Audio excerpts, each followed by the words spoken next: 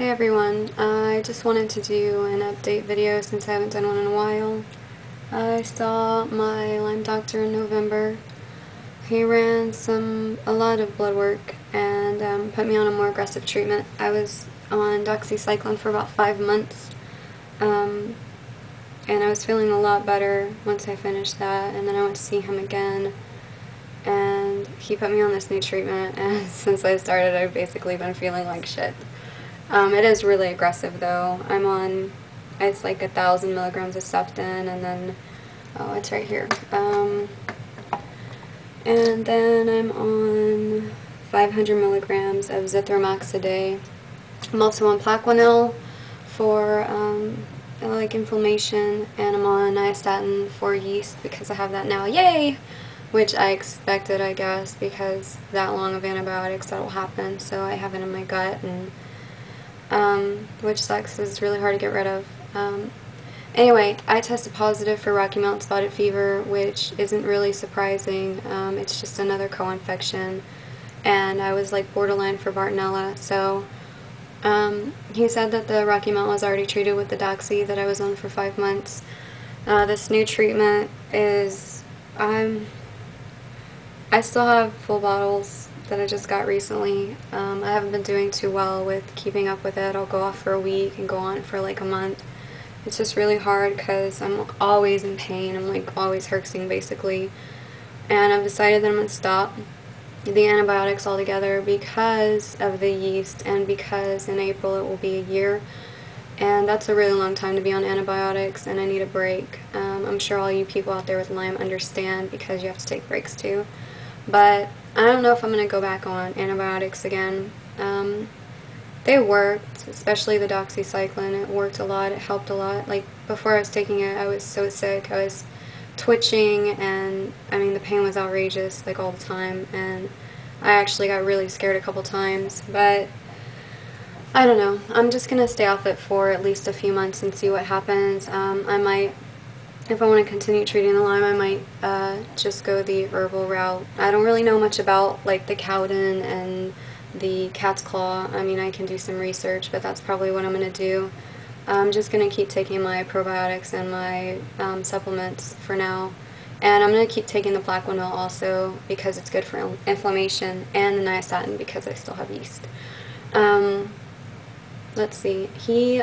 Well, when he told me I had the Rocky Mountain spotted fever, I think in December, he told me that I tested positive for something called Sjogren's syndrome, which is an autoimmune disease. He ran a bunch of tests, and the whole autoimmune panel, except he forgot to check for rheumatoid arthritis, which we have discussed over and over again. Also, I'd like to mention, the first time I saw him in April, I was kind of disappointed because he didn't spend that much time with me, and he seemed kind of rushed and like too busy to be dealing with me. He wasn't very nice. I never wanted to really say anything about it, so I wanted to wait until I saw him again, and he was great. This time that I saw him in November, he was like there, you know, and he listened and he gave me all this information. He was really sweet. So I think he was just having a bad day. Anyway, he told me about the autoimmune disease, and he said he doesn't really know much about it, so I had to see a rheumatologist, and I called in December, and I didn't get an appointment until today. I actually just got back from seeing him. I've been feeling really sick lately. Not as sick as before I started treatment altogether, but I've been in a lot of pain and just fatigue, and I'm so tired of this. But anyway, I was nervous about seeing this guy because you never know how people are going to be with the Lyme. But he's a younger doctor. He's really, really good. I was very impressed by him. He's very sweet. He let me talk about all the symptoms, or most of them, and he's very concerned about the Lyme, and he knows, he understands the politics and the controversy with Lyme disease, and he asked me if I had been on IV treatment for it, and I told him that the doctor didn't really do that much. I kind of wish he did now, because it would have been less treatment time. Anyway, I do have secondary well, I have fibromyalgia secondary to the Lyme disease. He does acknowledge that I have Lyme disease and Rocky Mountain spotted fever.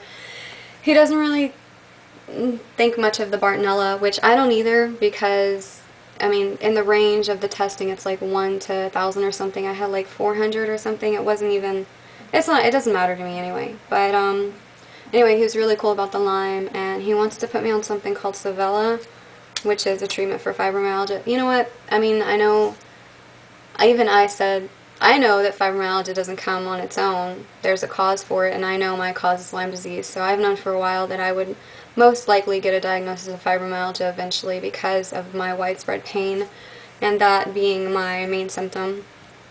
So he ran some blood work. I know he's retesting me for Lyme disease. He thinks, I don't want anyone to yell at me, but I don't know if I agree with, I don't know. You never know with Lyme because you don't know if you have an active infection or not. You don't know if you're still sick or if you're just suffering still from your immune system just being completely wrecked. But he thinks that I currently do not have an active infection. I don't know, because I have been treating for almost a year, and honestly, you never know. I mean, people can think whatever they want, but I'm not treating anymore. I'm not treating with antibiotics anymore. I'm done with that. And I will see how I feel. And he said it's possible that I might still have an infection, which is highly possible with me being sick for so long. But we would just have to wait and see how I feel, you know. So I'm not upset about that. I'm fine with waiting and seeing. And anyway, so this autoimmune thing is what I want to see him for. He's going to do some more tests for that, and he's going to test me for RA and lupus and all kinds of other stuff, because how I feel is the Lyme disease might have caused my body to break down and open up to this other stuff, because no one in my family has any kind of autoimmune disease. Anyway, so let's see. I probably won't be going to see my Lyme doctor for a long time, especially with me stopping the treatment. Maybe 6 months or so. And if I do go back to him, I might ask him to put me on IV. But this doctor, the rheumatologist, he told me that he just treated a female patient recently on IV for a month because no one else would treat her for Lyme disease.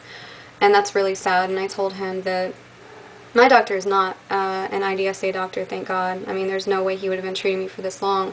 And I told him that he's the only doctor in Texas. And it's, so I'm happy that this guy would be willing to treat me with IV, even if it's just for a month. That's something, you know.